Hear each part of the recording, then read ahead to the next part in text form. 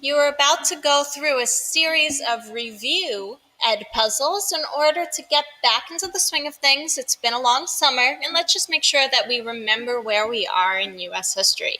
The last chapter that we learned about, chapter 6, talked about the Revolutionary War. Let's remember, the Revolutionary War was the British versus the colonists.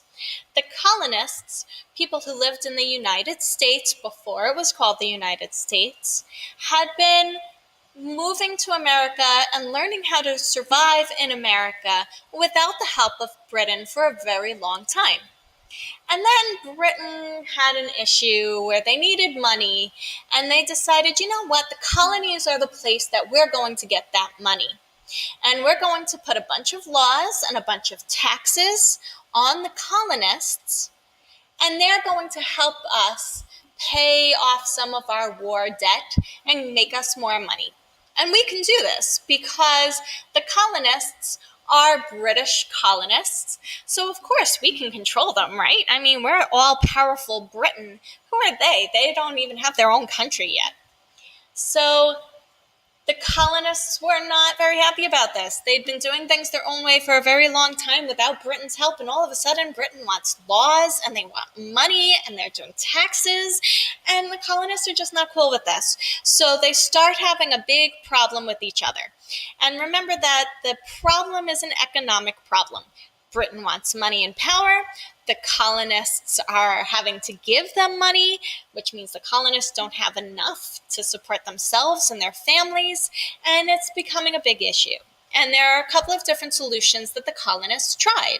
The colonists tried to accommodate. They tried to have meetings with the British, and they tried to send them treaties and say, okay, if you do this, then we'll do this. And King George was like, no, I'm going to just dominate. You're going to do what I say, and that's it. That was the British version of a solution. The colonists weren't too fond of that. The problem continued until it got to the point where battles started to happen. And we have here just a timeline that we're talking about with chapter 6 from 1774 into 1784. And this was the Revolutionary War, was the final steps towards the colonists gaining independence. Now, we celebrate Independence Day on July 4th because of this Revolutionary War, letting the colonists become independent, or they were no longer under the control of the British by the end. But we're going to review how they got there, because it wasn't as easy as just saying, hey, King George, we're going to be independent now. They had to fight for it. So let's just review quickly the intolerable acts.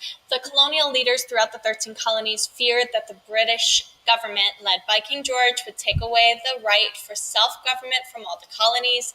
In Boston, there was one British soldier for every 4 colonists. They were moving in. Colonists were angry at the British soldiers. They were angry about King George's tax collectors and all the sheriffs wearing red coats. They were just not happy that the British were there and were trying to dominate. So the First Continental Congress got together, and they had 2 parts that they were working on. First, they tried to set up boycotts of British goods. That means that all the colonists would stop buying British goods, because then the taxes wouldn't work and the laws wouldn't work, and King George would have to go back and try to accommodate instead of just dominating. But they also decided, look, let's put together some local militia and some military forces in case we have to defend ourselves. So militias are local military units that the colonists used to protect their own towns and villages. And then the colonists started to stockpile or collect and save a bunch of rifles, cannons, gunpowders, and other military supplies just in case they needed them in a fight. Well, General Gage, a British general, heard about the stockpile of all of these weapons and reported back to King George, and they were worried that if the colonists had all of these weapons, then things would get messy and it would become a big battle and a big war, and the British didn't want that. They just wanted the colonists to do what they said. They didn't want them to fight. So General Gage took an army of British people, and they started marching towards where these stockpiles were. They were in Lexington and they were in Concord. And the goal for General Gage and his men was to take away all of this guns and powder that the colonists were planning on using in case there was a battle. And this made the colonists very angry. So the radicals, or the colonists who really hated the British and were working towards trying to become independents, this made them react. And they sent Paul Revere, William Dawes, and Prescott to Concord and Lexington to tell their militias, hey, the British are coming, get ready to fight. And they did. They fought.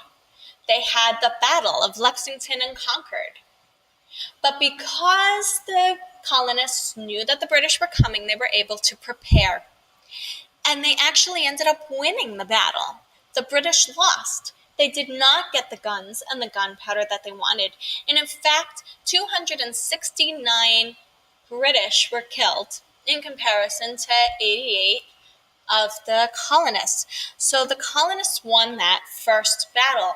And this was a really great thing for the colonists because it meant that they now had confidence that they could have this war and gain their independence. So let's just do a quick summary of Lexington and Concord. Britain's desire to destroy colonial weapons caused the first battle of the Revolutionary War. The problem for the British was that the colonists were collecting large stockpiles of military supplies. As a solution, General Gage ordered the militia's stockpiles destroyed and 2 of the colonial leaders arrested. The effect was that the colonists won the battle, and the British lost many soldiers, and the colonists became angrier and more united against the British.